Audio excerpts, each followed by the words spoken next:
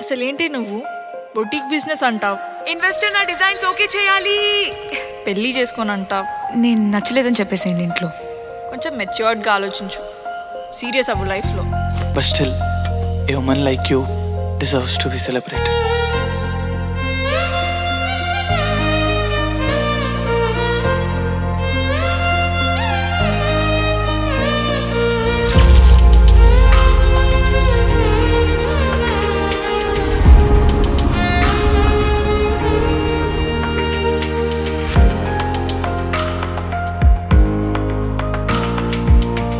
హే, ఆ బ్రైటెస్ట్ స్టార్ని చూసారా?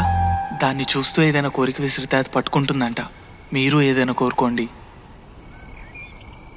నువ్వేం కోరుకున్నావు? నేను కోరుకున్నది ఆల్రెడీ జరిగిందండి.